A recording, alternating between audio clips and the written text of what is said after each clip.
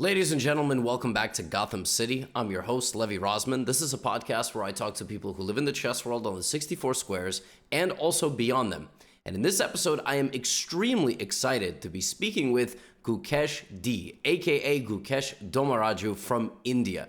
GUKESH is 16 years old. He was the second youngest individual to get the Grandmaster title at the time, only 17 days away from the record set by Sergei Karyakin. Now, obviously, he is third, as Abhimanyu Mishra broke the original record.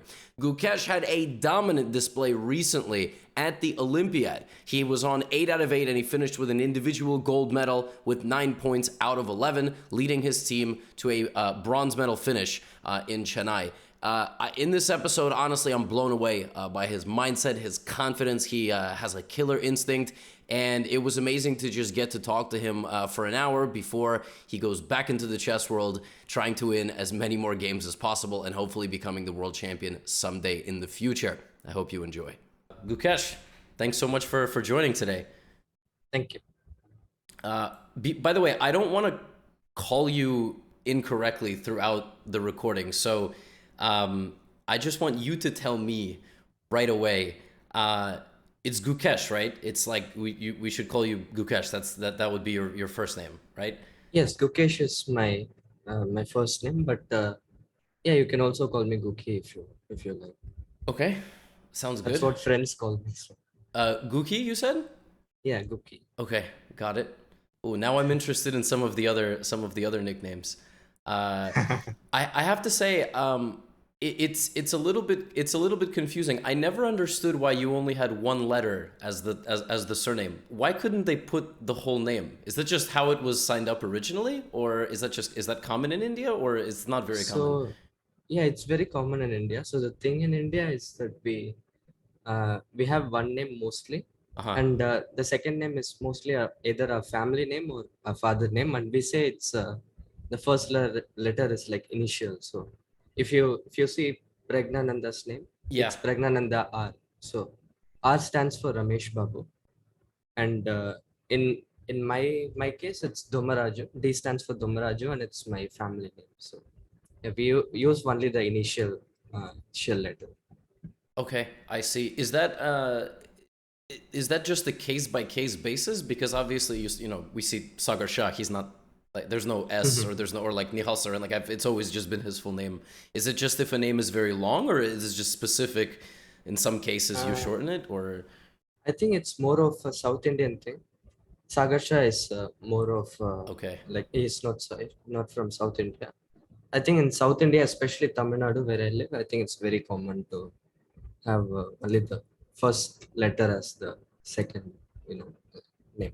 I see. Okay, okay. I'm glad I asked. There we go. I just learned something. I've always been fascinated. I don't know if you've ever seen what I said about your name, but I always found it very interesting and mysterious. It's just one letter, and there's a great movie called The Grand Budapest Hotel, and there's a main character named Gustav H. So I really enjoyed calling you Gukesh D. You just have one letter as the last name. I don't know. It's very interesting. I think in India and from China, people struggle with which name goes first because like Ding Liren is the same thing. I mean, a lot of people they think that the first name is Ding, but technically it's not his first name. So, but in your case, so that I just wanted to ask. So I was calling you the right thing.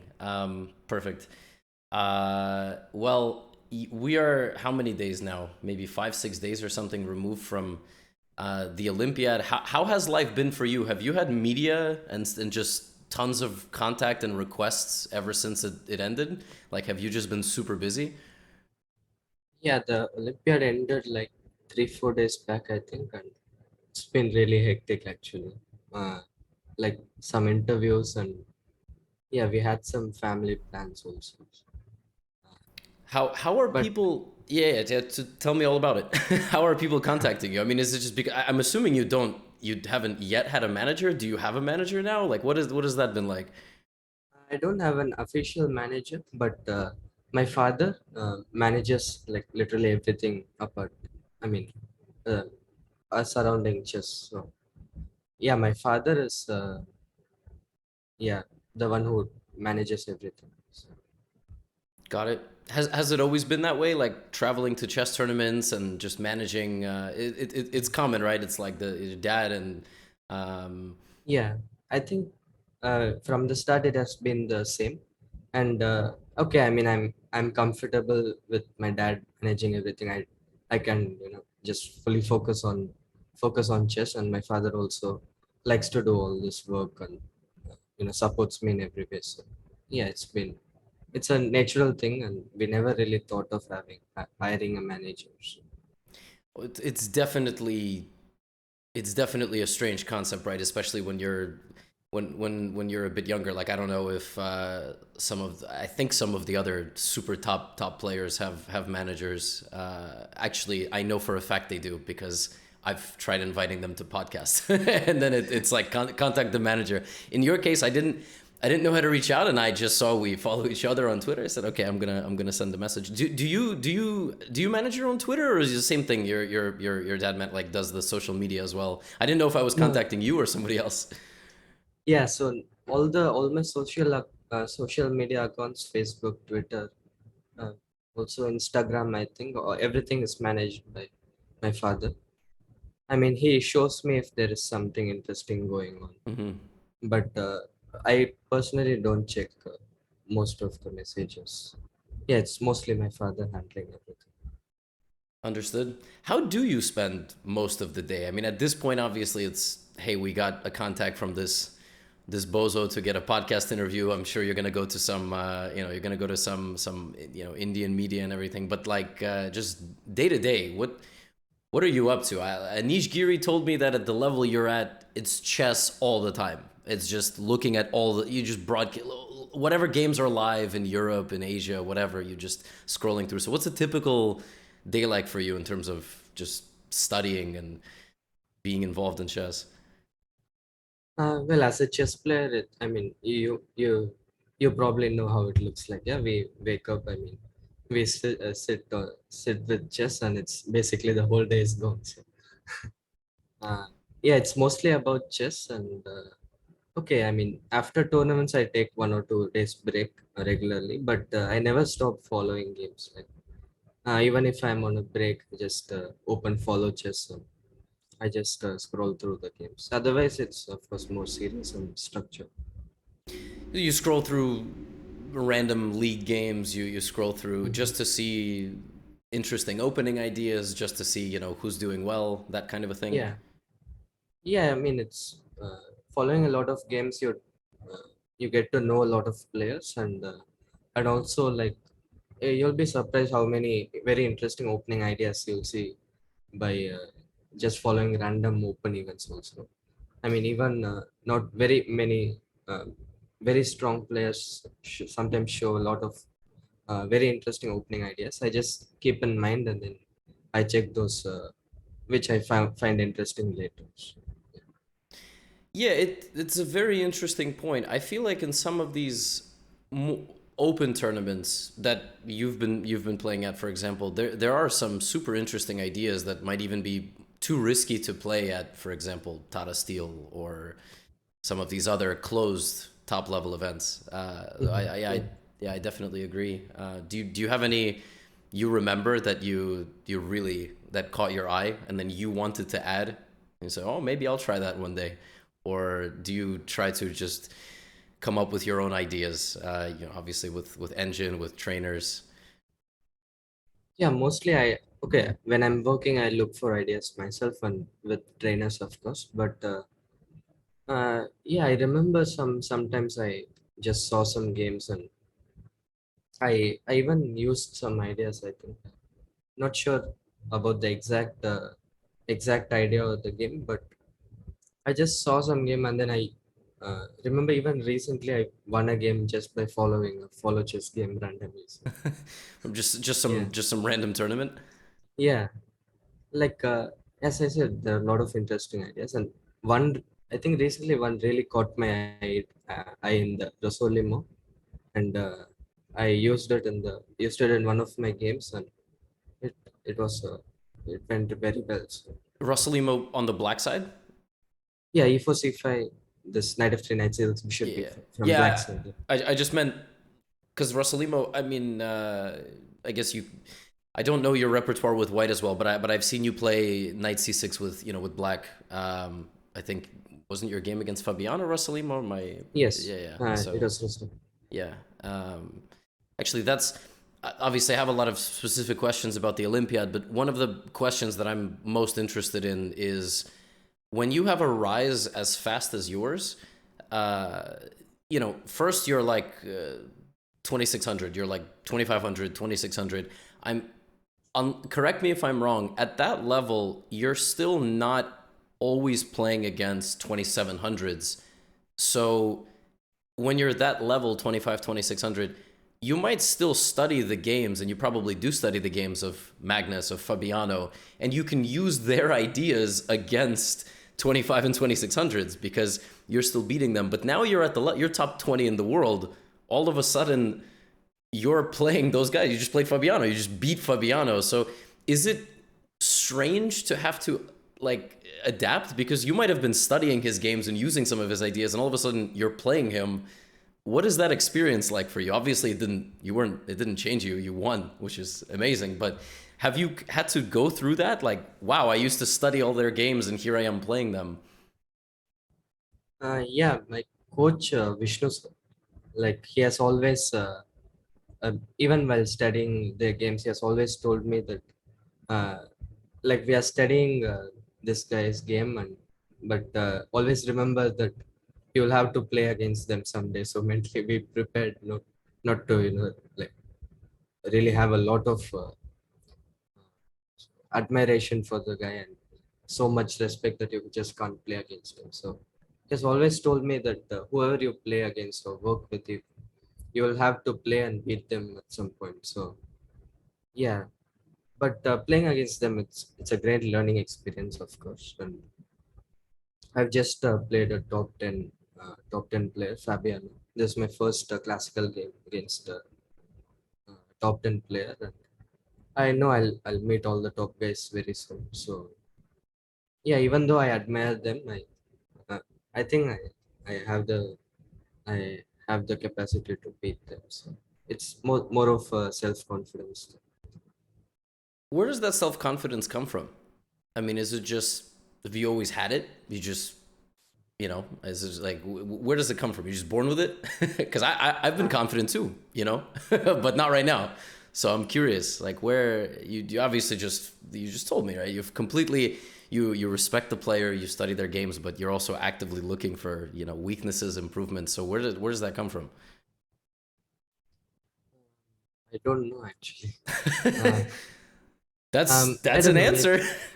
Yeah, but I'm maybe I can only come up with maybe explanations, but I'm not sure which is the like exact reason. But one of the things I think that recently after the Hmm. pandemic, I've been extremely confident, and one of the reasons I think is that in the pandemic I worked very hard, and after the pandemic I got some one or two events where I played really well, and um, that just kind of it was a self approval of my hard work, and from there the confidence has just been rising.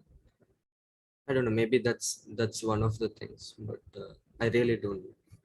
That's completely, it's a totally reasonable explanation. I also feel like sometimes when you're a little bit younger, and you just completely steamrolling everybody, like for example, like you did in Olympiad, I'm sure that helps. You almost feel like you're just untouchable. I have a much different story. I wasn't at the time. You were the second youngest grandmaster ever, so I obviously, when I was 12, I was 2000.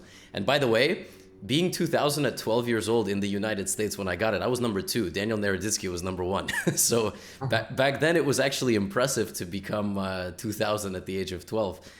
But I feel like it's if you're 2000 nowadays at the age of 12, it's nothing particularly impressive. But uh, I can imagine, right? Like you have a lot of success, you have a lot of momentum. Uh, Pandemic, obviously, you mentioned. I was going to ask you about that. When pandemic happened and everything, when everything shut down, you just looked at it as a learning opportunity.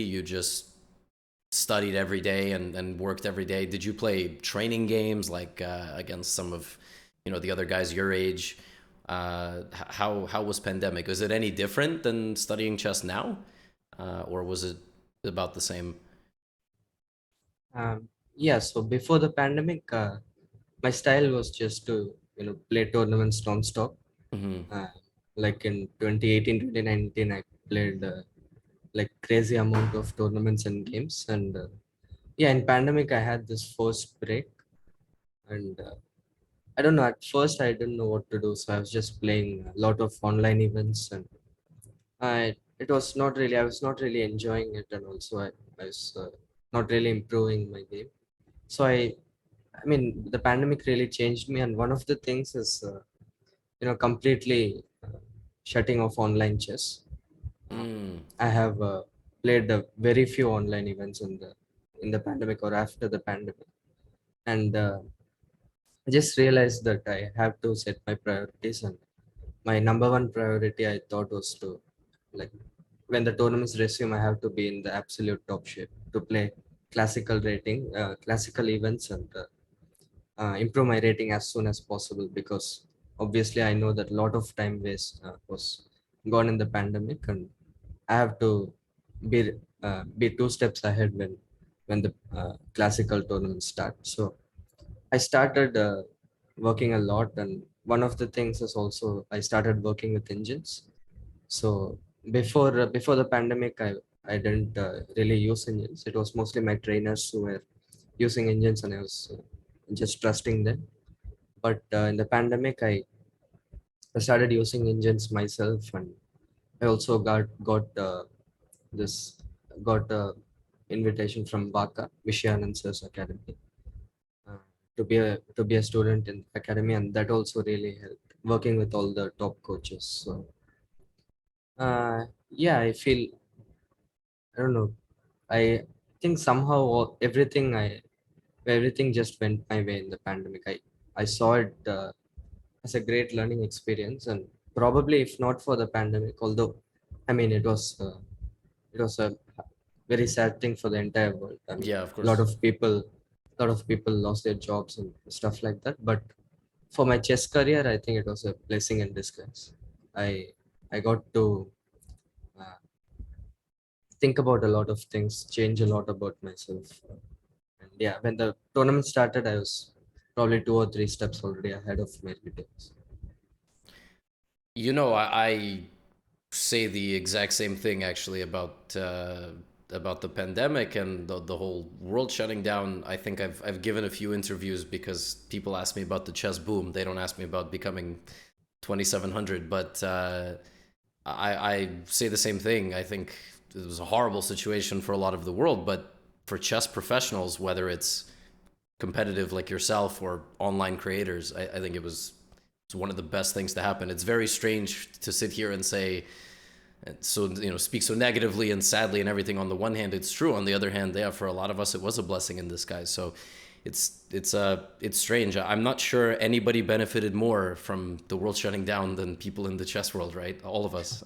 Some of Yeah, us, competitive, and some of us to make videos and all that. So, can you share? I'm very curious, but I don't know if it's like a competitive secret. Can you share what it means to work with engines, or is that not something you can really talk about? Or is everybody at the top kind of aware of what that's like, what it means to work with engines and improve?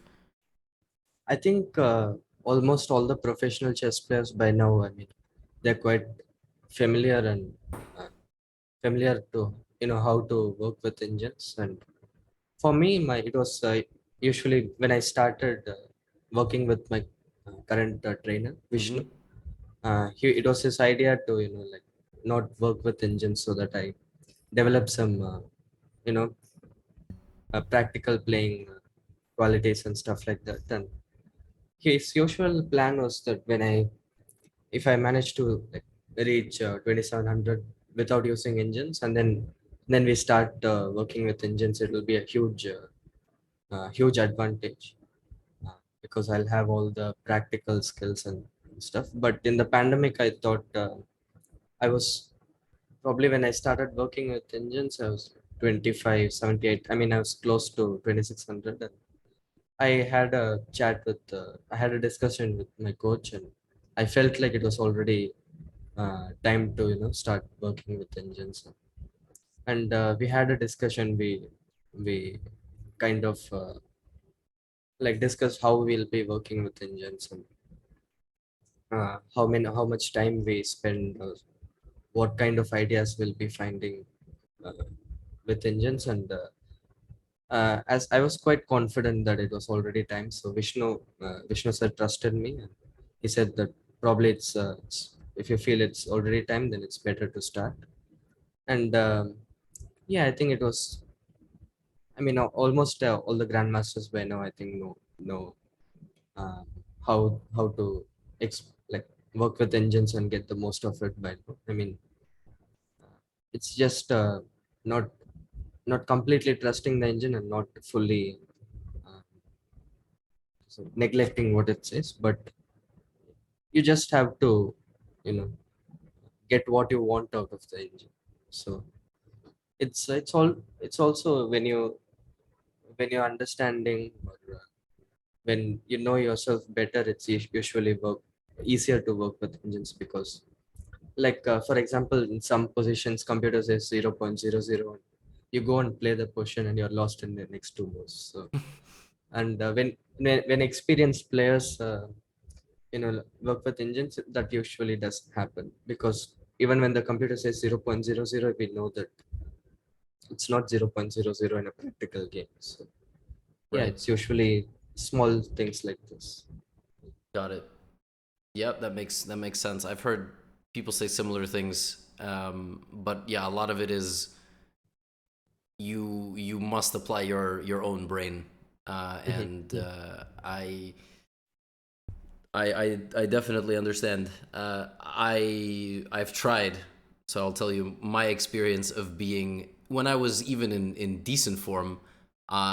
You use the engine, and it's very easy to read the top couple lines, and it's higher evaluation than the others, and you're very excited, and but yeah, when left to play practical ideas, and in a practice game, it's a complete nightmare. Like sometimes you make one bad move and everything is out the window. Also, as I'm sure you know, I'm not telling you this, mostly the audience. Sometimes you're at the board and you think something on the board is what was on the engine, but it maybe not the case, right? Like you're like, I swear this is the move, but why does this look so much more challenging now than when I was studying it? So you're saying you've kind of developed that skill to not always rely on what it says, but also play to your own strengths. Set Yeah, practical. Yeah. yeah. I'm not saying like I've never made errors with engines. When I started, I had some games where I just saw one of computer's ideas and just played, completely trusted and played out of memory. And then either I was looking at a very similar idea in a different position, but it was not working here, or Right. as I said before, I mean, I did not understand the position. I thought it's just equal, and then I was lost. So uh, yeah, I made errors, but I think by now uh, I'm a bit more matured when working with computers, but you can never know, of course. I mean, yeah. Of course, you can never know. It's a lot of people ask, will computers end chess? But I don't think so. Not for a very long time. I think we can still extract a lot of benefits. I think humans are flawed. So yeah, I don't believe in that stuff too much. I was gonna ask you, how do you learn, for example, the ideas or the critical plans in a brand new opening at the level that you're at? When you're a beginner, you can do anything, literally. I mean, you can watch YouTube, buy a beginner's course. When you're intermediate, it's the same, but maybe you rely more on books, Chessable, for example. For you, what is the best resource? I mean, do you just have to dig through ChessBase? Do you come, work with some of the engine stuff, like to grasp an opening a little bit better? What do you do? I think it's mostly, yeah, as you said, at this level you can't really um, trust. I mean, you can't really just watch some online videos and just trust it, because you're already more advanced than that. But for me, like when I mean, for me at this level, I mean, when most questions, you just know what you should be doing, but some positions are like kind of hard. And now with computers, all this, for example, with alpha zero, this h4 h5, I mean, these new plans and new ideas and lot of openings are kind of not very common for humans. And the best thing you should do, I think, is just maybe play some training games, or but the most important thing is just to think about it. uh, why this h4 h5 does works here well, and why h4 h5 doesn't work there. And I think it's just these small things, when you spend a lot of time thinking about it, and then you play against some strong opponents and see what why I mean, why they think here these things are not good here and there, and stuff like that. It's uh, I think this is how people at this level understand stuff right now, or at least from me, it's the way it has been. But yeah, of course I can't say that I understand everything. It's just there's still uh, an unbelievably lot of things which I completely don't understand. Like what? But it's uh, no, different positions. It's hard to specify, but uh, of course I'm not perfect. It's quite clear. Well, almost in the last in the last event. Obviously, I sometimes start these episodes and I have some sort of plan in terms of like structure, but I did just want to sort of freestyle a few questions right off the bat, because I feel like not only myself but other people are definitely quite curious. But specific to the Olympiad, you're from where the Olympiad was held, right? When my Yeah, my home is like 2 hours from the venue. So, you said 2 hours. yeah, 2 hours. Oh my. Okay, I thought it was like 10 minutes. Okay, Oh, okay, no. it's very big. I guess the region is very No, big. I mean, in Chennai it's quite big, and also the place where it happened, it's not exactly Chennai. I see. It's in the because it's kind of in the border of Chennai and some other districts. So, Okay, okay, got it. So you were still staying at like some sort of players' hotel or yeah, I was staying with the team. Yes. right? Okay, good. I when I first saw it, where you're from, and then where the Olympiad is, I feel like this is a common misconception. You kind of see the same name, you think, oh, it's 10 minutes, but same thing. I mean, I live in the state of New York, but if you drive 6 hours, you can also be in the state of New York. New York is a gigantic state, so if you don't know that, it might seem okay. Yeah, that makes sense. Uh, but when they made the teams for India A, B, C, uh, judging by your performance, there was no reason you couldn't be on Team A, right? I mean, obviously, hindsight is 2020, but were you more excited? Would you have been more excited to be board one for B than board four or board three for A? Is that fair to say? Like, you wanted to be board one, I imagine. You felt like you were. Um. Yes. So the way the teams were made for the Indian team was, they took average of 3 months, Mhm. which was, I think, March, April, and May, but I'm not sure.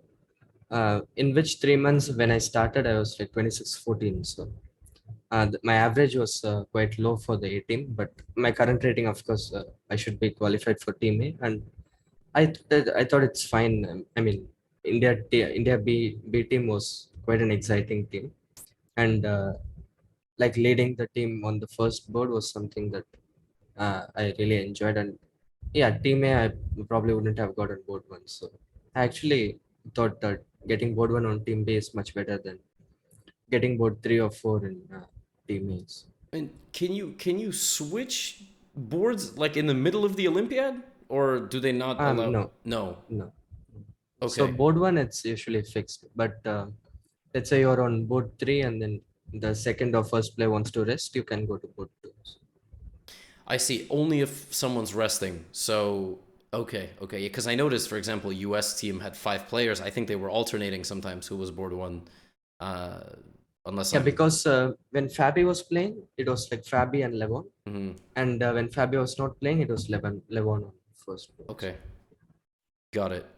Okay, that makes sense. Yeah, I also kind of got the impression that you on board 1 is a problem for for many other teams. Yeah, the B team was super exciting. I think with Adiban on fourth board, and also Raunak. All of you guys are roughly the same age there. Uh, so are you active training partners or like sparring partners, or do you have to be a little bit careful also because in the future, you might be playing each other for championships? How does that work? Or do you just practice against each other because why not? Um, yeah, so for example, me, Preg, Nihal, Mm-hmm. Raunak, and Arjun, and also some other young Indian talents are part of the Vaka team, Okay. the Vishayanansa's Academy. And we have regular sessions with our coaches. Sometimes Vishayanand sir himself is working with us, and sometimes the other coaches like Gaevsky and Arthur Yusupov or Sandeep Panchandra, all top class coaches, and also Boris Gelfand sometimes. Mm-hmm. So I mean, we all attend attend the classes together. We discuss chess a lot, but when it comes to like very intimate things like opening ideas uh, or like specific styles and stuff, I do try to be a bit careful. I'm not sure about the other guys. Maybe they work together much more than I do with them, but yeah, I have no problems discussing chess in general terms, but yeah, as I said, when it comes to intimate things, I try to be a bit careful. Understood. Yeah, and I'm aware that we are all rivals and we are all racing quite fast. We'll be competing against each other for a very, very long time. So, Yeah, yeah, yeah, for sure. For now, well, I personally I enjoy just booting up and seeing who is playing where, and when these events like the Olympiad aren't happening, I always see you just in random tournaments across Europe. Well, frankly, winning them. uh, the uh, the question that I was going to ask about that is, as far as I know, and I don't know a whole lot, but I know what people tell me, to make it into that top circuit, like Tata Steel A, for example, some of those closed events. It's an invitation only system, right? If that's correct. So for 2023 and really the rest of this year, are you expecting invitations now? Is that kind of the plan? Are you done with those open tournaments? Because at a certain point that you are playing in Yerevan Open or whatever, it's negative value, right? I mean, you win the tournament, you gain 5 points. You lose one game, you lose 8, 9 points, right? So is that what's next now that you're, I think, 27, 25, if I'm not mistaken? well, to be honest, when I was 2600, I was expecting invitations, but it didn't go didn't go the way we thought it would go. I mean, I was still not getting a lot. I mean, not getting any invitations for some reason, and okay, when you don't get invitations, you can't force it. So and I didn't, and I of course didn't want to sit at home. So uh, I just thought I'll play events and I'll I'll make the most out of uh, my chances. Okay, if I lose a game, I lose 8 rating points, then I'll try not to lose a game. So Simple strategy, yeah? yeah, I mean, so I mean, you can only make use of what you have, and I had what I had was open tournaments, and I tried to do my best there. And now that I'm top 20, I mean top 25, I am expecting some invitations, and if I get invitations, I'll be more than happy to play them. But if not, then why not play open tournaments? That's amazing because you're saying that like if you i- right now if you just sit there, you just don't do anything, you just study chess, you have to be formally invited to play in these events, right? But will you reach out yourself, or are you kind of like, guys, hello, I'm here, I'm number 2 in India, invite me, what are you doing? Right? Like, I mean, now they Um, have no excuse. yes, we did reach out for a few tournaments, but the first one I got was in BL this year, and Hmm.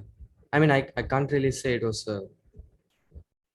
a super tournament exactly, but okay, I mean it was something close. I mean everyone was 2650 above, and it was close to a super tournament. But yeah, other than that, I don't think I've really played a classical super tournament yet. So yeah, I mean I I think for by now I should be uh, getting invitations automatically, but let's see.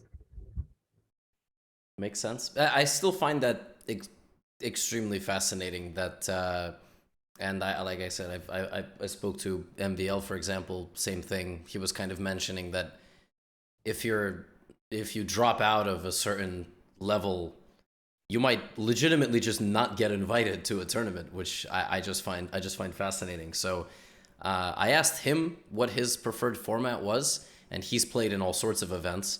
Uh, do you do you look forward to, like, do you think you would enjoy closed events against some of the top 10 guys, or do you prefer something more open style, like if all the top players were to play in an open, or do you like knockouts?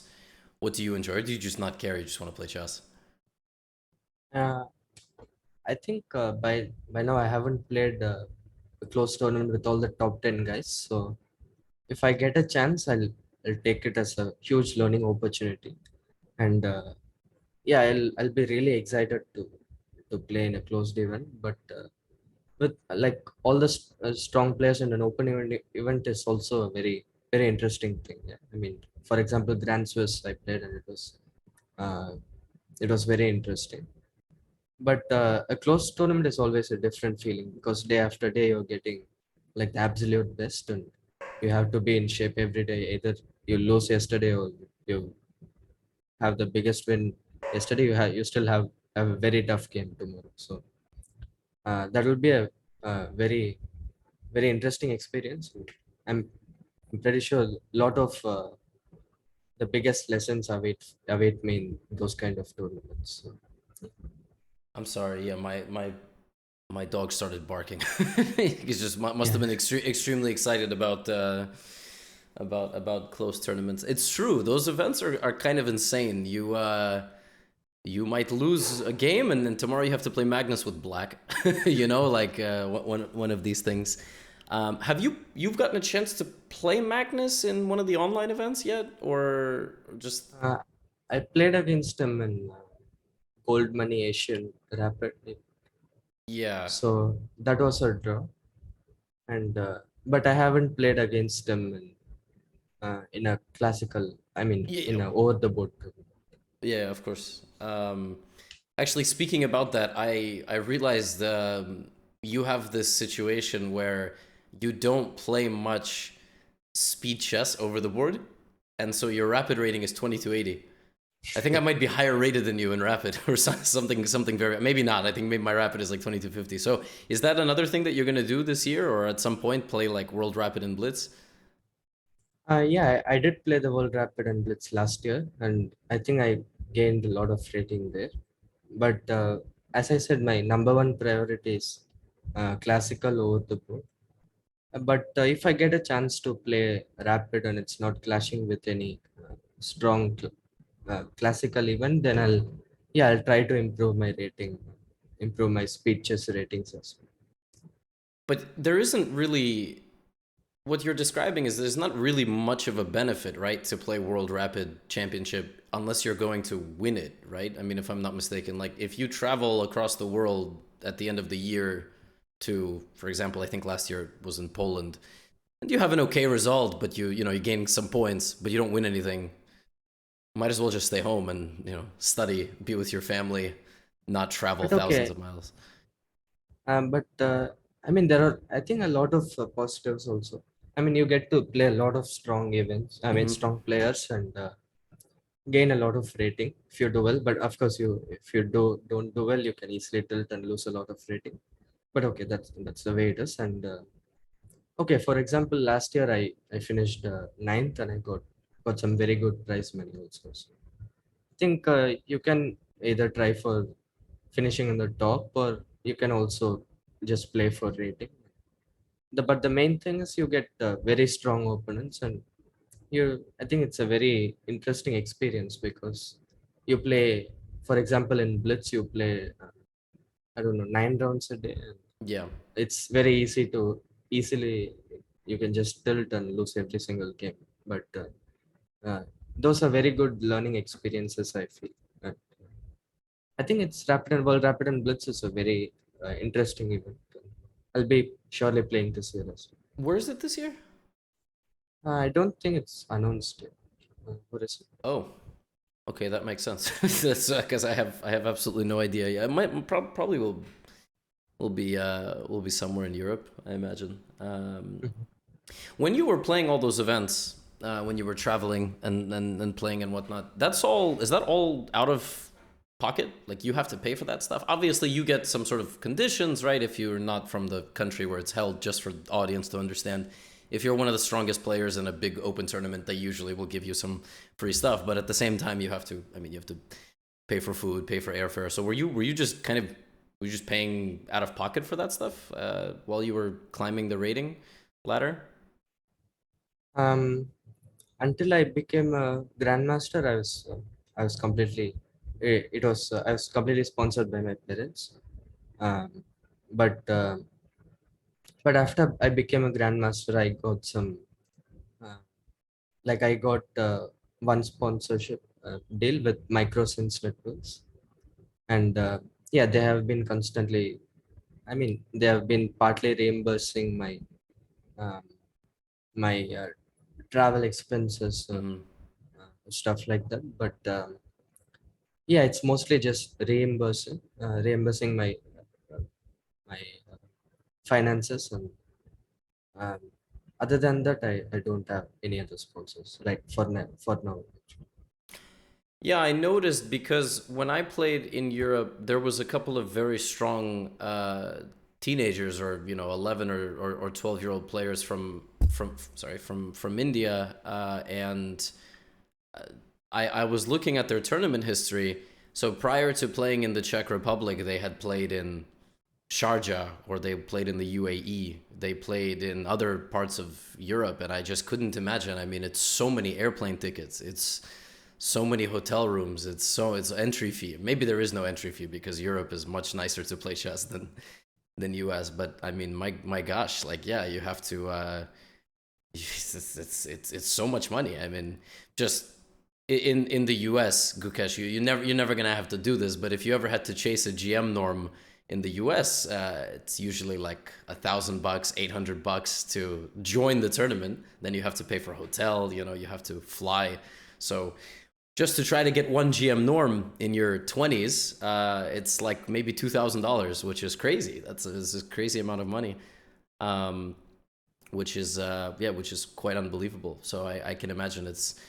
I'm glad what you said, microsense networks. Is that Yeah, Microsense Networks. It's microsense networks? If you're interested, you check them out. Yeah, we don't have that here. I mean, there's a lot of players in the U.S. who are your age, and okay, they're not as strong yet, maybe, but they've been strong, and I don't know if they get sponsored. I mean, I know that for a long time, whoever was posting for Nihal had this the organic milk, right? Akshaya Kalpa, Akshay something. Kalpa. Yeah. So that's like stuff like that is pretty cool because we absolutely don't have that here. I don't even know. I don't know what American top players are sponsored by anybody, to be honest. Obviously Hikaru had the Red Bull thing. I know Tanya had also some Red Bull thing. But even our top players can't get sponsorship. So I'm glad that's becoming a thing. It's hopefully the more success that it is in India, obviously the better it's going to be for all of you as well. One thing I'm sorry I have to bring this up. It's also on the it's based on the Olympiad, but I want to hear your thoughts on how to deal with the game like you had against Nodjibek and how to bounce back, stronger from that. I mean, that's a game that you're going to remember for a long time, but a champion, I feel like, will use that to fuel themselves to be even better, which I think you have the personality for that. Like, you already just like, that game will bother you, but you're only going to use it to improve. So yeah, can you kind of take me through that game? I mean, what was that whole experience like, and how you bounce back? Because I think that's what a lot of people don't. That's a skill a lot of people don't have. I don't have that skill. Like, I might have kicked over and punched and broken some things after a game like that. So what were your thoughts kind of after that game and bouncing back from a game like that? Okay, I'll just say first of all that we are not different. I actually broke something after the game, but yeah. So how the game went, I mean, of course, I was completely dominating from the opening, and it was probably the most winning position I've ever had in recent times. And uh, like I just thought that during the game, after the time control, for example, okay, he's going to resign in probably 2 moves, and I just thought, okay, +9, first Olympiad, 9.5/10. I was just extremely proud of myself. And then he kept on playing moves, Mm-hmm. and okay, I thought I'll just finish him by force. And I tried to find the best move in the position, while literally every move was like +3, +4. And, uh, I spent a lot of time trying to find the absolute best way where I can give him no counterplay. I failed in that. I spent a lot of time, and then I got into time trouble. I squandered all my advantage, and then when he found this nice idea to put queen c to queen c5, and we were repeating at some point queen d to queen g1. I saw that Preg most probably will win rook against bishop in day, and I thought okay, even if I draw the match, I mean draw the game, the match is still in our favor. But somewhere deep inside, I just couldn't accept that I couldn't win such a position. And even though I knew that I probably squandered all my advantage, I still wanted to win, because as a chess player, I just couldn't accept that Yeah. I couldn't win the position. And then, okay, of course, in this state, if you play a game while you're just kicking yourself, and I played this knight f3, and after queen b7, I just realized the gold is gone. So it was a horrible feeling, and it's not the first time. I already had this against Pregnananda in Reykjavik, uh, where, for example, it was the last round. He was leading by half a point, and I was trailing. And if I win, I most probably will win the event by butchers, because some two others were also there. And if I win, I'll mostly win the tournament. And I completely dominated from the opening, and I had a position where I couldn't even imagine losing, and then I just blundered checkmate in 1 or 2 moves. So it happened recently, and uh, yeah, I mean, this kind of things. I know that it has already happened to me, and it will mostly happened to me a lot of times in my career. And okay, I'm a professional. I can't just keep crying about it. My job is to come back. Yeah, that's what I'll be focused. We all have different ways we cope with games like that. I'm a big believer in things like if things go super well for a long time, life will try to compensate. Yes, So I do believe in that. so uh, that's one of the reasons I actually firmly believe I cannot play chess right now. I feel like whatever gods may exist, they say, okay, you're gonna be building this, YouTube channel and whatnot, but your chess play will be garbage, just absolute garbage. Emotionally, nerves, everything will just be terrible. So it felt, I don't know, it almost felt that way. And have you played Nodjurbeck before this event or never? Yes, we played when we were really young once. I think it was in Malaysia. It Wow. was a Karakan and it was a draw. I don't have the game, but after that we played in BL Oh, first round, yeah, and yeah. it was a very good game by my side, and I beat him. And okay, yeah, and then this is our third classical. I see. Did winning in Beal do a lot for your confidence for the Olympiad game? Um, I think after 8 bar 8, I didn't need any extra confidence. So No, I know, but I mean, let's say if in that round you had been playing, I don't know, someone you had never played before. Yeah, but I'm sure also winning, I guess, a couple months earlier. I like that though. Eight out of eight. You don't need any more confidence. Um, what like when it's 8 out of 8, it's not even necessarily that you are constantly playing perfect games. It's almost, does it almost feel like your opponents just inevitably will make a mistake at some point? I mean, it's just like what is the feeling like when you are 100% and everyone they put in front of you just at some point completely self-destructs?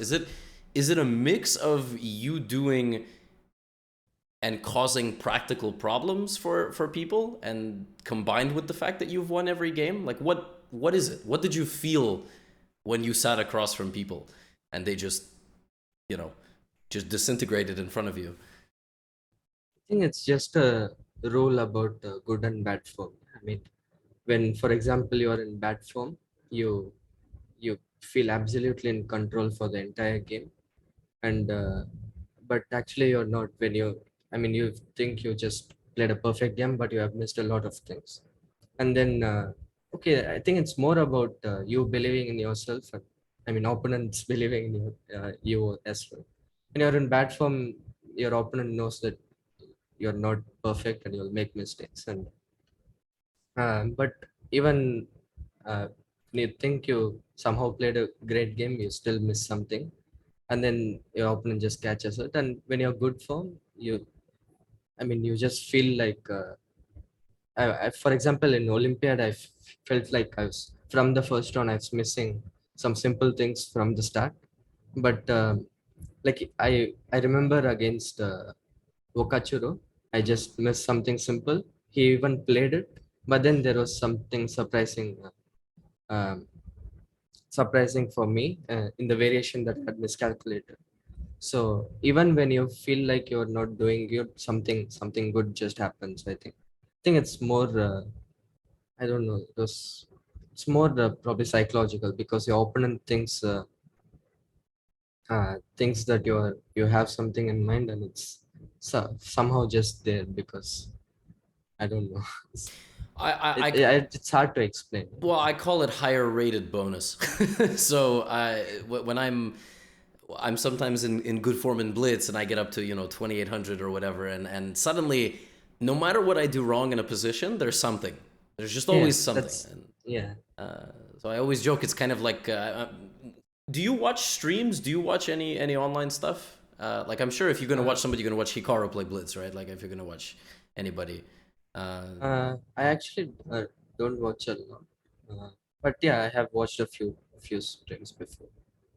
Yeah, that's why I would imagine. I only ask because sometimes you watch Hikaru play these games and it's like, oh, I blundered, and then he wins in 3 moves. It's just Like when I blunder, it's a serious mistake, Yeah. But I know it makes sense. It makes sense. And in the first round of Olympiad, is it a little bit strange because we saw a lot of higher rated guys go down or almost lose to 500-600 points. Is it strange to play 22-2300s or not really? I mean, it's just another chess game. Probably the top players, for example, Levon drew the first round. Hmm. I think it's because I don't know. He probably hasn't played 2400 in like years.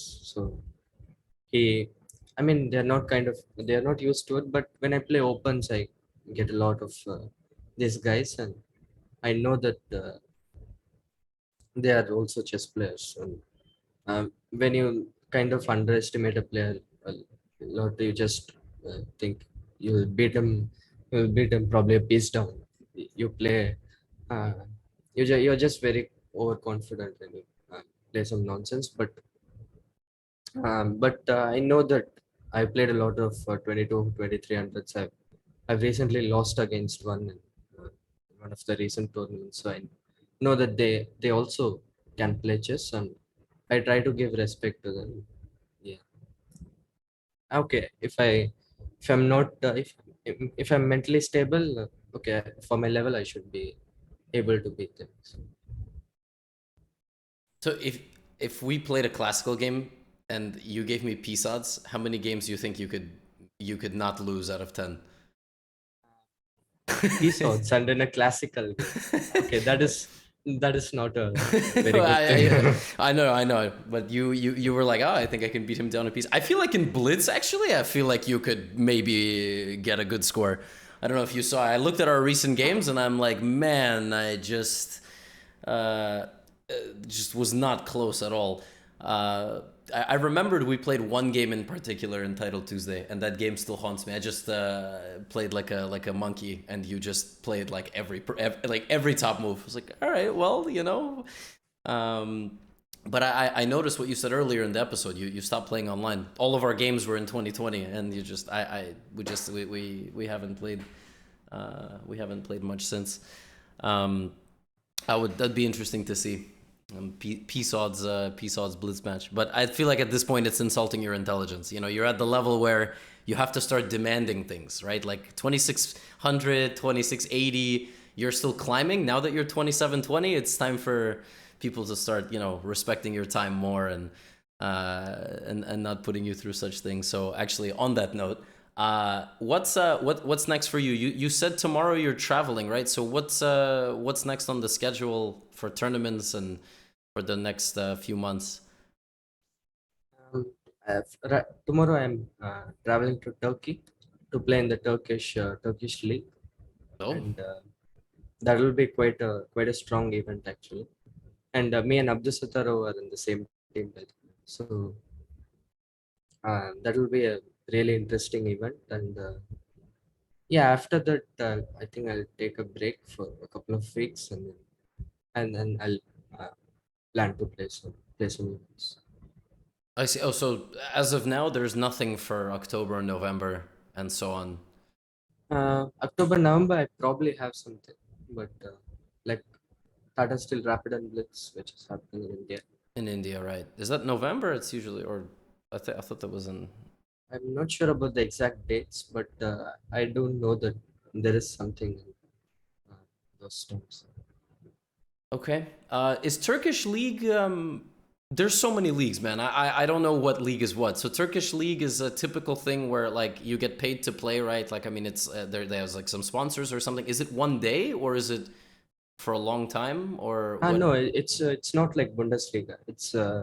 It's more like a 12 round event, so it just finishes off in 2 weeks. I see. So you play 12 rounds in 2 weeks. Probably, yeah. That's The tournament is starting on 16th, so uh-huh. uh, Wow. Okay. And Turkish league is not. It's kind of a deceiving name. I imagine there's a lot of Turkish players, but I imagine there's other players as well. Is it like yeah, is the name of the team the company sponsoring or something like that? Or yeah. It's some companies in Turkey, but they are allowed to like hire. foreign players to play for their teams. I see. Are you board one or two? Not sure if I'm allowed to tell. Oh, okay. Yeah. No problem. Yeah, that's. Oh, yeah. That's true. Sorry, I didn't realize Yeah. that people might be people might be preparing. Well, I will be watching. Please play an amazing game, so we can make some some epic YouTube thumbnail. Both myself and Agat Matar can make some video with some fancy title and break it down for 800 rated players. And yeah, I really appreciate your time today. I'm trying to finish up in 1 hour, and we're there in about 5 seconds. So you're listen, I've enjoyed so much listening to kind of your mindset. I think it's probably, besides your chess skills themselves, it's probably the strongest thing. And Gukesh, 3 years ago in Gibraltar, you sounded completely different. You sounded like you were 3 years younger, and you said you wanted to be the world champion. So all the best for that. Maybe we'll see you in the next world championship cycle already. Yeah, thank you so much. Yeah, community loves to watch your games. I mean, they all, not just the Indian community either. I mean, a lot of people, they're super interested in your games, and we'll be cheering for you moving forward. Thank you. As always, folks, if you enjoyed this episode of Gotham City, you know where to find me for all of my other content as well. Thank you for your continued support. And I'm available on Twitch and on YouTube with donation links, and also GothamChess.com if you are interested in some of my chess courses. Until next time, I will see you right back here in Gotham City with our next guest.